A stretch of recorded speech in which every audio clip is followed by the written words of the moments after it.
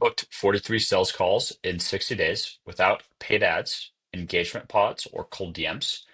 A little bit of proof. You can see right here from May 16th through July 16th. These are all booked calls. These are the times they booked, and this is where they came from. So what I'm going to share with you here is why this matters, the split between marketing channels, where the highest quality leads came from, what activities we took, meaning me and my team, and takeaways for you and me. I'm going to cover this high level. You'll see there's a lot of text here. If you want the entire thing, then I will have a link for you to get this document, but I will just cover it high level. So first, why does this matter? The reason why is because for most B2B businesses that are, call it sub $5 million per year, their biggest constraint is leads. If they had more leads, they would make more money. And so it's a very simple way of looking at business, but if you can increase the number of sales meetings that you have and you're sub $5 million, then you will probably grow. And I know that's the case with my business. And so it's an area that I am, focusing hard on. So that's why it matters. Second, split between marketing channels. So how was this split up? If we just take a look here, let's see if I can move my face. Okay, there we go. So X content, you can see got 3 booked calls. Referrals got 8. LinkedIn content drove 12. Newsletter drove 1. And LinkedIn outreach drove 19. Now I'm just going to skip the quality lead section and just explain it to you here while we're looking at this graphic. So the newsletter, this one lead actually bought 6 months of services up front. So very high quality. Referrals, also very high quality. These come from either clients or some partners that I've established relationships with. And because they have basically someone else vouching for me, the just the likelihood they close goes up a lot. The X content quality leads was super high. And it's really interesting because I only put in 2 weeks of real effort into publishing content on X, and I got 3 awesome leads. As of right now, 1 is closed, and the other 2 I've made offers to and am waiting to hear back. LinkedIn content will move over here.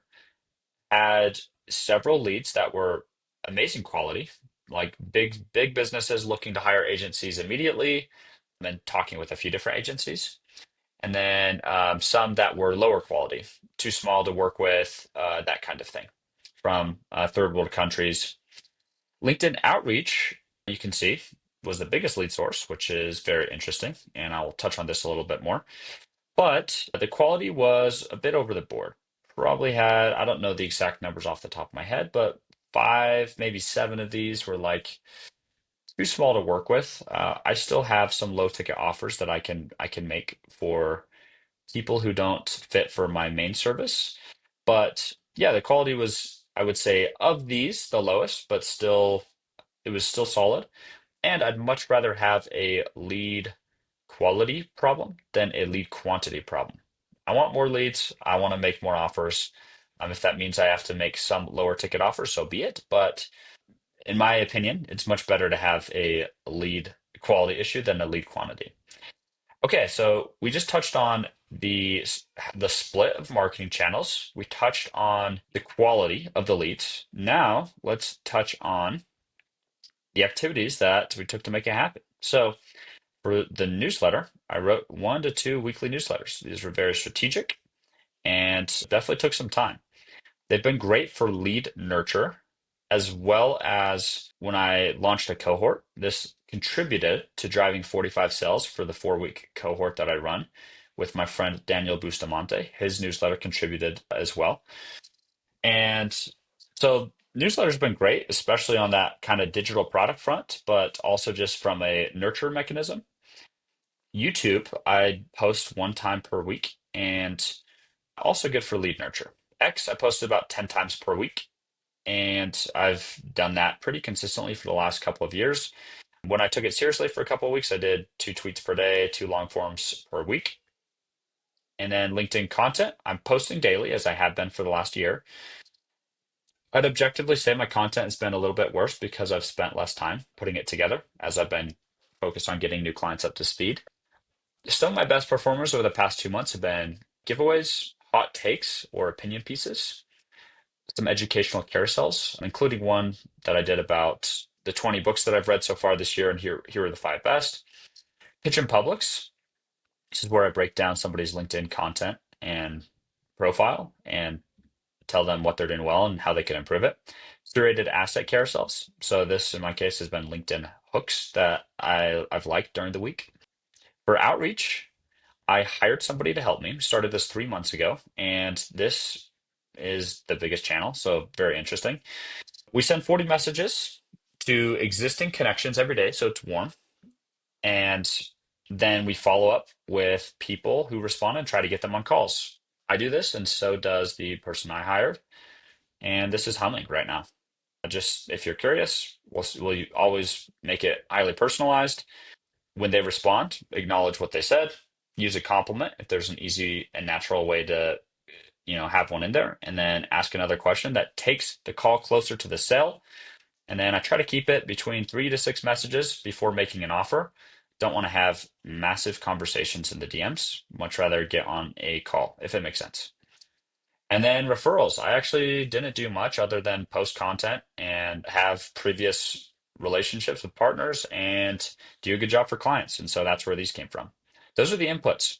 Only caveat I would say here is like, especially on the content, if you do what I did, it doesn't guarantee you'll have the same results that I have because I have been doing it for a long time and put previous effort into it, and I have a bigger audience now. A couple takeaways. One, content is a lead generation and lead nurture mechanism. So my newsletter and YouTube in particular have been great for lead nurture, even though they haven't been amazing for lead generation. And so if you're posting content, it's likely helping you in ways that even if you're not getting direct leads. Second is warm outreach rocks. I started it 3 months ago and it's my biggest channel. And this graphic kind of tells all, but if these are leads, people interested in your services, maybe 20% will reach out to you and say that they're interested. The other 80%, they'll be saying in their mind that they're interested, but they're not going to reach out. But if you proactively reach out to these folks, then you're going to get a lot more sales meetings on your calendar. Likely your lowest hanging fruit if you've been posting content for a while. Conclusion three. So the newsletter lead was super high quality. And so if you are getting leads from your newsletter, or if you're not getting leads, try one of these things, which I'm going to be trying. One-time offers, do a case study newsletter post, make a direct sales email, send them to a high converting YouTube video, just as a way to get more of those high quality leads coming inbound. Four, vetting people better. So I'm at a position now where it's like I got more calls on my calendar and I have a lot of calls, and some of the quality is low. I can just make a couple incremental tweaks to improve the quality and filter out any bad leads. Finally, X, I've built an audience there previously. So I finally put a little bit of real effort into it and I got leads. And so if you have a channel that used to be successful for you, whatever it may be, and it's slowed down, can you do a 2 week sprint and see if you can revive it? It worked well for me and maybe it'll work for you too. I'll finish off with this more, better, new framework from the Hormozis, which I really like. So I'm going to do more X content, more newsletters, more LinkedIn outreach, more referrals. So that means asking clients and trying to establish partnerships. I'm going to do better LinkedIn content. That's the lever there, and YouTube videos. And for now, nothing new. I can just continue to double down on what's already working. If you want access to this entire document, link will be in the post below. Cheers.